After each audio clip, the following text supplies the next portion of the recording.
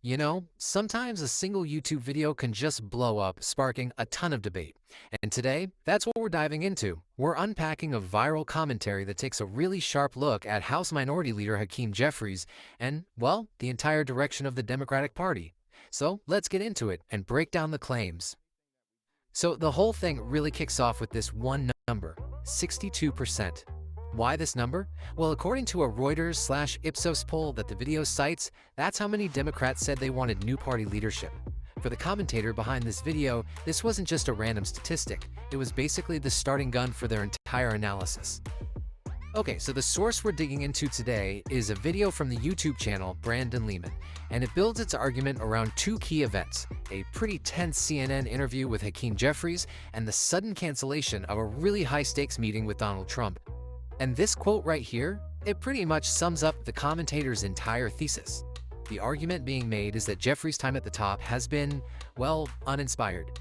The rest of the video is basically an attempt to prove that point, using his own public appearances as the main evidence. So, to build that case, the commentator first zeroes in on leadership style. Specifically, they focus on how Hakeem Jeffries answers, or in their view, doesn't answer, direct questions from the media. Senator, but we're talking about a continuing resolution to keep the government open and then going into the normal appropriations process. I mean, there was an election, and the Republicans were put in a position where they were able to pass the big, beautiful bill, or you call it the big, ugly bill. To then say, we don't like any of that, so we're going to shut down the government until you take back all the things that you duly passed through legislation. If Republicans had tried to do that to the Inflation Reduction Act or any of the acts that Biden and that administration had passed, if they said we're going to shut down the government because we don't like any of those things you did, we're going to not pay our military, we're going to, not allow the government to reopen until you do what we want. After an election where the American people put Democrats in power, you'd be going crazy. You'd be going crazy about using a shutdown of the government with a continuing resolution to get what you want just because you don't like what the Republicans did. It's not how it works. It's bad. It's bad precedent, and it's just clear. And you're talking about the House. You've already passed this. The Senate is who we're talking about, and they have a bill which will reopen the government right now with 5 more Democrats. When the CNN host asked Jeffries about that 62% poll number, this was part of his response. Now, the video presents this as a perfect example of what it calls a slogan-based answer. The argument is that instead of actually addressing the poll's finding, Jeffries just pivoted to a kind of prepared, vague message.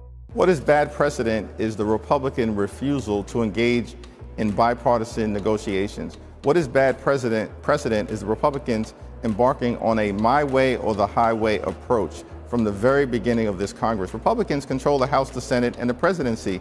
Joe, you're exactly right. So if the government shuts down, they've made the decision to shut the government down. And they can reopen it right now if they chose to, with a rule change in the Senate. But I just explained it. The reality is they want to keep the government closed. Cruelty from the very beginning of this administration has been the point. And the responsible thing to do is to sit down and negotiate a bipartisan path forward to address a very real healthcare crisis that's upon us right now. Open enrollment starts on November 1st. Can you do that? Can you do those negotiations while the government is reopened? I think that's the offer that's been on the table. What Johnson said is that healthcare is an irrelevant extraneous issue. No, it's not an extraneous issue. It's a central issue. And we need to deal with it right now. And we're willing to sit down and have that conversation. We want to reopen the government. But you're not going to fix this. That's a negotiation that is going to take a very long time. Employees, including the military, are not going to get paid on October 15th. Can you have these negotiations? And that's an issue that we believe should. And that's an issue that we believe should be dealt with respect to our troops in a bipartisan way, in a manner that it has been dealt with in the past in previous shutdowns, in the past, you've had appropriations in bills October that had already of been 2013. For the right. I'm talking about in October of 2013, where as a standalone issue, the military pay for our families and men and women in uniform was dealt with. That's so what I'm making who should get paid besides to. the military? You think the TSA agents should get paid? Where does the line stop for who gets paid and who doesn't? The law requires everyone to be paid, and unfortunately, Donald Trump has once again suggested that no one is going to get paid. All right, next up, the commentator points to another moment of tension. Jeffries' delayed endorsement of Zoran Mamdani, who was a progressive candidate running for mayor in New York City. The video really frames this as a major source of frustration for the party's progressive base. I'm really afraid to ask you about Mamdani, Leader Jeffries. I usually ask you, so I thought we'd let Joe do it this time. So let me. I don't want you to bristle. I've seen what happens when some other people have asked you about that. But you live in New York. I mean, it matters. New York City. Can you at least tell me whether you'd vote? I guess you're not going to tell me that. But are you going to endorse him anytime soon? Or what about Senator Schumer? Well, listen, Senator Schumer, of course, Leader Schumer speaks for himself. New York City is the greatest city in the world. I love the city. I was born and raised in the city, raised the family in the city of New York, now proud to represent Brooklyn in the United States Congress. When Mayor Adams decided that he would not run for re-election, I issued a statement making it clear that I would have more to say about the mayor's race prior to early voting starting at the end of this month.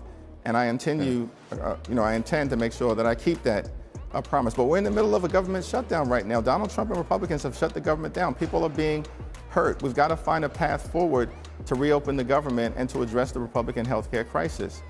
And that was Jeffries' answer. The commentator immediately flags that phrase, sooner rather than later, as another example of what they call a non-answer. They argue it makes the leadership look indecisive and hesitant, even on what should be a straightforward party matter. And this is where the video really tries to drive the point home. It puts two communication styles side by side, contrasting a statement from Donald Trump with Jeffries' response. The whole point here is to highlight what the commentator sees as a huge difference between directness on one hand and what they label passive indecisiveness on the other, a style they claim really frustrates a base that's hungry for action. Okay, so from there, this critique of just communication style blows up into a much broader argument about the Democratic Party's entire strategy. The commentator starts to build a case that the party's own rhetoric has kind of backed its leaders into a corner they can't get out of. And here's the central theory the commentator puts forward. By constantly, and I mean constantly, framing their political opponents as an existential threat, Democratic leaders have radicalized their own base. The problem is, that base is now demanding a level of extreme, confrontational action that the leadership seems either unwilling or unable to deliver. The video actually breaks this theory down into 4 pretty clear steps. Step 1, frame the opposition as this massive, existential threat to get your base fired up. Step 2, that base, now totally fired up, demands equally extreme revolutionary action. Step 3, but instead of that, the leadership offers what the commentator calls performative theatrics and strongly worded letters. And that leads to Step 4, a huge gap between what the base expects and what leadership delivers, creating this intense frustration within the party. So, how does this tension actually play out in the real world? Well, the video turns its attention to national institutions, using a really contentious exchange about the Supreme Court to make its point. Take this quote from Jeffries during that same CNN interview. He's directly blaming the Supreme Court's conservative justices for recent events. The Supreme Court, shame on them for what they've done to this country in unleashing this out-of-control behavior. That needs to be reversed. Let me just follow up with you on that, though. By saying that, are you undermining trust and faith in a critical institution in this democracy? Are you referring to the Supreme Court or the Trump administration? To the Supreme Court. No, to the Supreme Court. You're saying, they've unleashed this, the justices have done this, they made him king. Are you undermining faith in an important institution in this democracy? No, what I'm undermining faith in is a decision that had no basis in the Constitution, no basis in law, and no basis in how the framers envisioned this democratic republic. We broke away from the notion of a king, a singular figure, and created 3 separate and co-equal branches of government so that no one would have the ability to unleash unchecked power and that no one could be above the law. And it's reasonable, I think, to ask the question, why was that decision issued, and what are the consequences that have flowed from that decision over the last 8.5 months? And so that's what I'm questioning. not the integrity of the court, but yes, I am questioning the integrity of that decision and what it has wrought now on the American people because of the out-of-control behavior coming out of the White House. And that line right there sets up a direct challenge from the host. And that's exactly what happened. The CNN host jumped in and asked if that kind of rhetoric undermines faith in a critical democratic institution. The commentator uses this exact moment as evidence of what they see as a major contradiction, a party that says it's defending institutions while at the same time attacking them when they get rulings they don't like. Alright, the narrative then shifts to another big moment the video analyzes. That time, Donald Trump just abruptly canceled a planned meeting with Hakeem Jeffries and Chuck Schumer. So according to Trump's post on Truth Social, which the commentator pulls from, these were his reasons for canceling.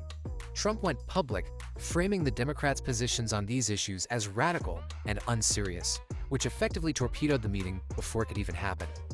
Now, how did Jeffries respond to that canceled meeting? Well, with this incredibly powerful statement directly linking a potential Republican-led government shutdown to American deaths. And this response leads directly into the commentator's final overarching point about political strategy. And all of this brings us to the commentator's final big-picture conclusion. The video argues that this kind of high-stakes, life-or-death rhetoric isn't just a one-off thing. It's actually a deliberate and recurring political tactic.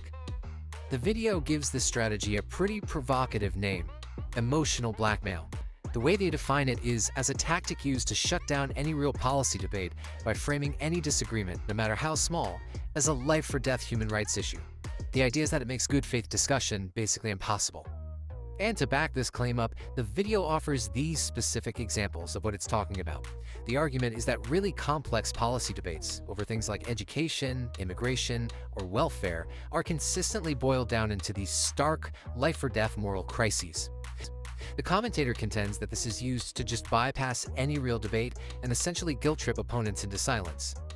So, after breaking all of this down, what's the big picture from this one viral critique? It really puts leadership style, party strategy, and rhetorical tactics under a microscope. It argues there's this cycle of escalating rhetoric that leaves a political base feeling energized, sure, but also constantly let down. And it leaves us with a really important question for our time. In an era where every single statement can be instantly clipped, analyzed, and amplified, how are the fundamental pressures on our political leaders changing right before our eyes?